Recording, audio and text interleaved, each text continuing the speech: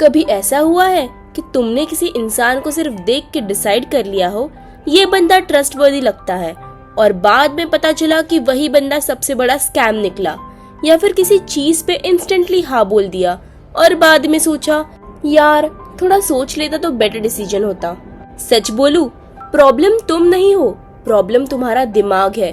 और ये बात मुझे समझ आई जब मैंने थिंकिंग फास्ट एंड स्लो पढ़ी। ये बुक बेसिकली तुम्हारे दिमाग के दो वर्जन्स एक्सपोज करती है, एक जो लाइटिंग स्पीड से काम करता है और दूसरा जो लेजी प्रोफेसर जैसा है, धीरे, थॉटफुल लेकिन थोड़ा कामचोर भी। चलो एक सीन इमेजिन करते हैं। तुम रास्ते पे चल रहे हो, अचानक एक बाइक तुम्हारे बिल्कुल पास से जूम करती है, बिना सोचे तुम साइड हो जाते हो। ये कोई कॉन्शियस सोच की समझ के लिया हुआ डिसीजन नहीं था, ये तुम्हारा ऑटोमेटिक सिस्टम था, इंस्टेंट रिएक्शन।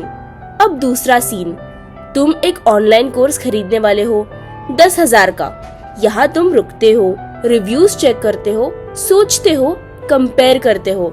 ये तुम्हारा स्लो थिंकिंग सिस्टम है। बुक का पूरा गेम इसी पे बेस्ड है।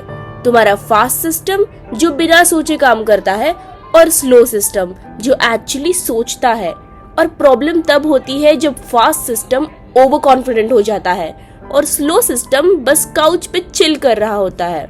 और बिलीव करो, ऐसे तुम्हारे साथ रोज होता है। एक असली कहानी है। मेरा एक दोस्त था रोहन। एक दिन वो मॉल गया और एक एक्सपेंसिव जैकेट देख ली, 8,000 की। नॉर्मली वो इतना स्पेंड नहीं करता, लेकिन उसने जैकेट ट्राई की, आईने में देखा, बैकग्राउंड में थोड़ा अच्छा म्यूजिक चल रहा था और उसने इंस्टेंटली डिसाइड कर लिया भाई ये तो लेना ही है। क्यों? क्योंकि उसका फास्ट सिस्टम उस मोमेंट को परफेक्ट फील कर रहा था। बाद में उसने घर जाके सोचा मैंने 8,000 सिर्फ एक जैकेट पे क्यों उड़ा दिए। स्लो सिस्टम लेट एंट्री मारता है जब डैमेज हो चुका होता है। ये किताब तुम्हें ये नहीं बोलती कि फास्ट सिस्टम बुरा है, एक्चुअली बिना उसके तुम सरवाइव ही नहीं कर पाओगे। इमेजिन करो हर छोटी चीज पे तुम 10 मिनट सोचो, कौन सी चाय पीऊं, लेफ्ट जाओ या राइट, लाइफ फ्रीज हो जाएगी।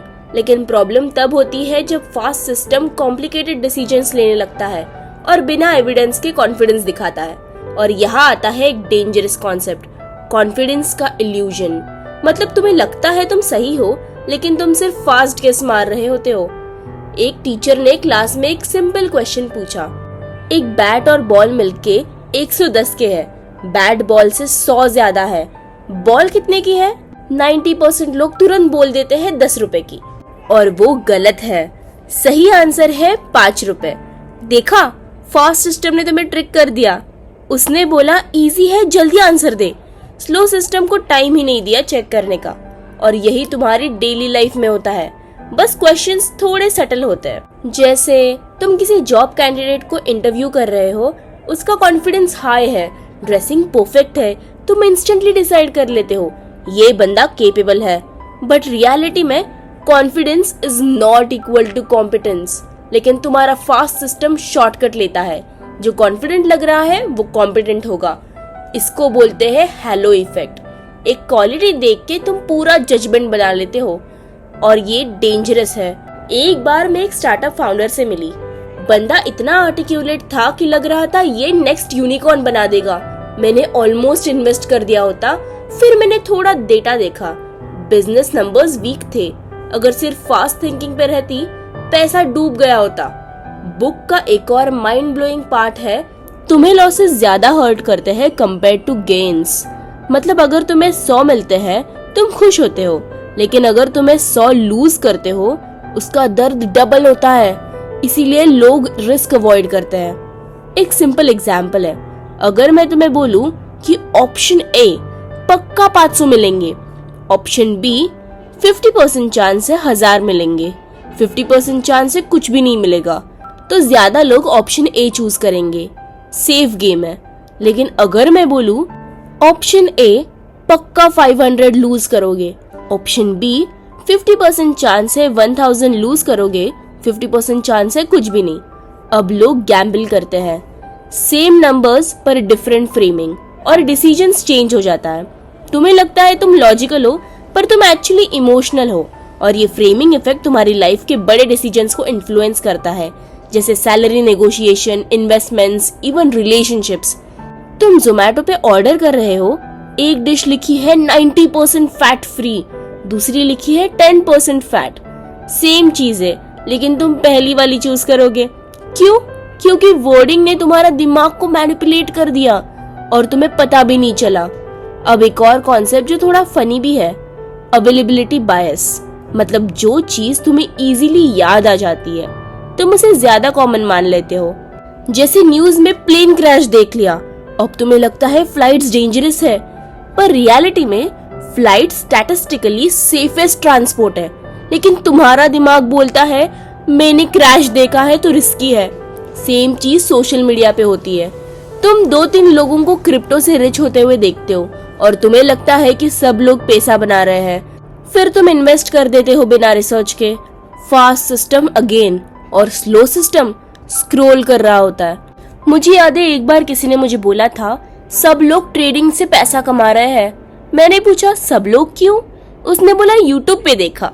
एग्जैक्टली तुम्हारा दिमाग स्टोरीज पे बिलीव करता है, स्टैटिस्टिक्स पे नहीं, और इसी वजह से तुम गलत कंक्लूजन्स निकालते हो।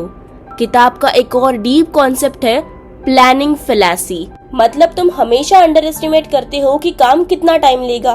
तुम सोचते हो ये प्रोजेक्ट 1 हफ्ते में हो जाएगा, पर रियलिटी में 3 हफ्ते लगते हैं। क्यों? क्योंकि तुम बेस्ट केस सिनेरियो इमेजिन करते हो। तुम कभी नहीं सोचते अगर प्रॉब्लम आ गई तो। मैं एक वीडियो बनाना स्टार्ट करती हूँ, सोचती हूँ 2 घंटे लगेंगे, फिर एडिटिंग इश्यूज, रीटेक्स, डिस्ट्रैक्शंस और 6 घंटे निकल जाते हैं और फिर मैं खुद पे इरिटेट होती हूँ। बट प्रॉब्लम मैं नहीं, मेरा दिमाग है।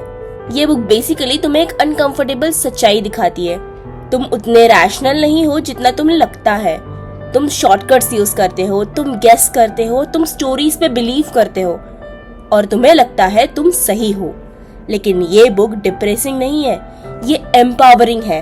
क्योंकि जब तुम्हें पता चल जाता है कि तुम्हारा दिमाग कैसे ट्रिक करता है, तुम बेटर डिसीजंस ले सकते हो। जैसे अगर तुम्हें पता है कि तुम इम्पल्सिव हो तो बड़े डिसीजंस पे डीले करो। अगर तुम्हें पता है कि तुम फ्रेमिंग से इन्फ्लुएंस होते हो तो सेम चीज को डिफरेंट एंगल से देखो। अगर तुम्हें पता है कि तुम ओवर कॉन्फिडेंट हो तो डेटा चेक करो। बेसिकली अपने दिमाग पे ब्लाइंडली ट्रस्ट मत करो, थोड़ा डाउट रखो। एक लाइन जो मुझे पर्सनली हिट की, स्लो थिंकिंग एफर्टफुल है, इसीलिए तुम्हारा दिमाग उसे अवॉइड करता है। मतलब तुम लेजी हो और तुम्हारा दिमाग भी, और इसीलिए तुम शॉर्टकट्स चूज करते हो। लेकिन ग्रोथ शॉर्टकट से नहीं आती, क्लैरिटी आती है जब तुम रुकते हो और एक्चुअली सोचते हो। तो नेक्स्ट टाइम जब तुम कोई क्विक डिसीजंस लेने वाले हो तो थोड़ा रुक जाओ, खुद से पूछो ये मेरा फास्ट सिस्टम बोल रहा है या मैंने सच में सोचा है। क्योंकि कभी कभी एक छोटा सा पॉज तुम्हें एक बड़े रिग्रेट से बचा सकता है। और अगर तुम अपने लाइफ के 10 बड़े डिसीजंस याद करो, कितने फास्ट इम्पल्स पे लिए थे और कितने जेन्युइनली सोच के, शायद वही डिफरेंस है जहाँ तुम हो और जहाँ तुम हो सकते थे। तो बताओ, तुम्हारा दिमाग तुम्हें कंट्रोल कर रहा है या तुम उसे? ऐसी ही लाइफ चेंजिंग वीडियोस के लिए चैनल को लाइक और सब्सक्राइब करें। रोज एक कहानी सुनो और लाइफ को ट्रांसफॉर्म होते हुए देखो।